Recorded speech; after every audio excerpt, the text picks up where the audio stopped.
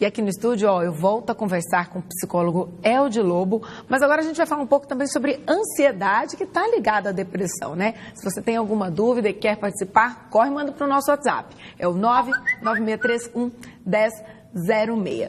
Doutor Elde, o que é ansiedade?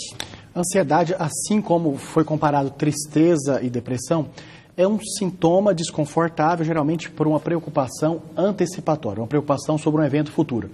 Quando este desconforto não causa danos para o sono, para o apetite, para o trabalho, ele faz parte da vivência do dia a dia, das reações das pessoas em relação às questões que vão acontecendo e as dificuldades.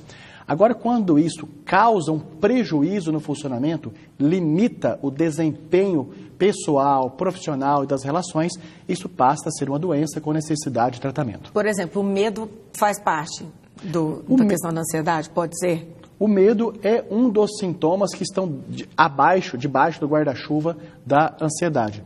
Tanto é que nós temos como uma das principais doenças ansiosas o transtorno do pânico. E no transtorno do pânico há um medo, um temor exagerado ou de morrer, ou de perder o controle, ou de ter uma doença grave do tipo infarto, derrame, ou de sair de si. Porque a gente está com uma participação aqui, a participação da Ariane. Ela diz o seguinte: quero saber o que tenho. Às vezes tenho medo de tudo, de pessoas, carros, bichos. Agora, no momento, estou sentindo só vontade de chorar, ficar sozinha, nada me dá alegria e tomo os medicamentos amitriptilina e clonazepam. E aí, doutor?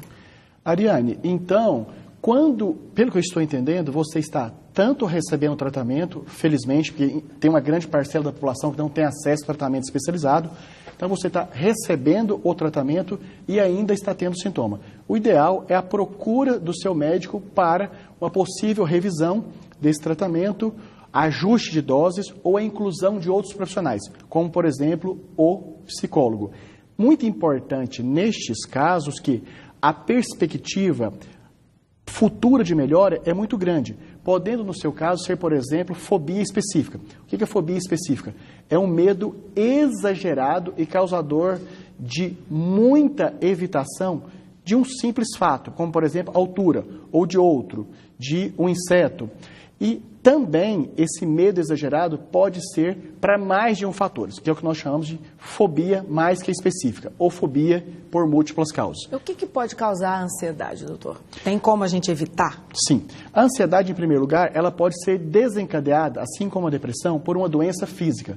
Por exemplo, a doença física hormonal hipertireoidismo repercute tendo tremor, boca seca, desconforto físico, uma reação rápida aos estímulos. Se não é por uma doença física, pode ser pelo uso de substâncias psicoativas, como, por exemplo, cocaína, que é uma droga ilícita, e até o medicamento, por exemplo, corticoide, hidrocortisona, também pode desencadear sintomas ansiosos. E, em terceiro lugar, ficam as condições desfavoráveis do dia a dia de múltiplas causas. E o que a gente pode fazer para melhorar isso? Por exemplo, às vezes a gente escuta as pessoas falando que arrumaram um bicho de estimação para ajudar. Tem alguma relação mesmo? Pode ter um bichinho de estimação, é um recurso?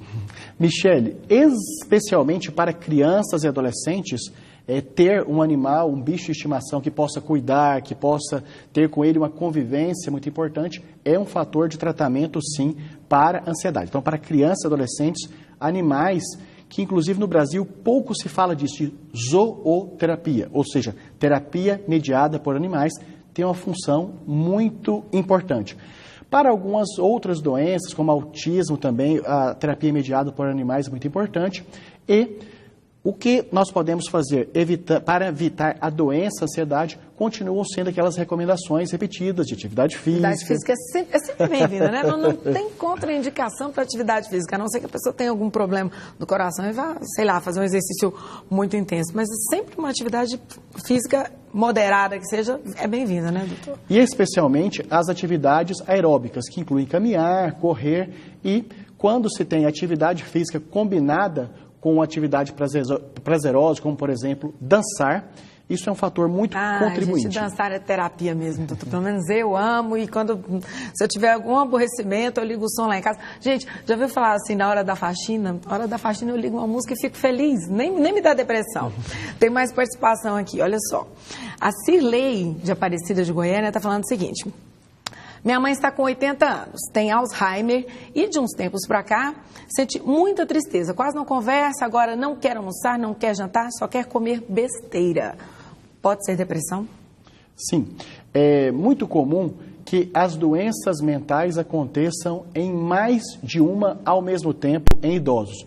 E é muito comum essa concomitância existir ao mesmo tempo, tanto os sintomas depressivos junto com a doença de Alzheimer. Qual que é a boa notícia? Para os sintomas depressivos, tratados no idoso de 80 anos, tem uma grande chance desses sintomas melhorarem até reverterem. Infelizmente, para a doença de Alzheimer, não tem um tratamento curativo, mas tem o uso de medicamentos que possam fazer com que essa doença possa evoluir, possa caminhar de maneira menos lenta, preservando... Não, no caso, mais lenta. De maneira mais lenta. Mais lenta. Tá certo. Olha aqui, tem mais participação. Ó, gostaria de perguntar por que quando fico nervosa, começa a suar as mãos, acabo agindo por impulso. A pessoa não se identificou, mas vamos lá. Aí ela quer saber se isso é ansiedade. Diz que também tem crise de choro e pergunta se isso pode ser depressão e o que ela faz para controlar a ansiedade.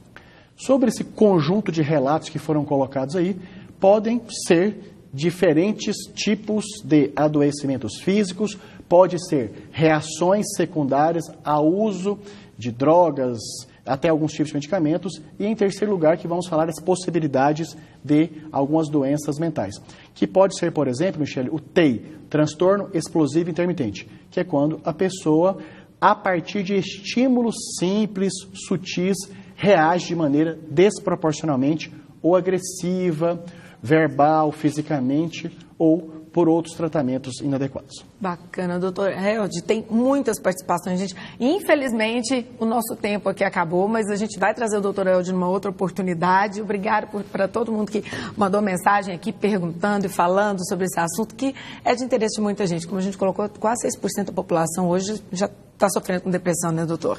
Então, muitíssimo obrigado pela sua participação. Uma ótima tarde. Também a minha gratidão, como eu estudei aqui na Universidade Federal de Goiás, eu também, bancado com recursos públicos, eu sinto a obrigação de ter a minha contribuição social através do jornalismo. Que ótimo. Obrigada, doutora. A Universidade Federal realmente merece esse reconhecimento da gente. Obrigada. Uma ótima tarde.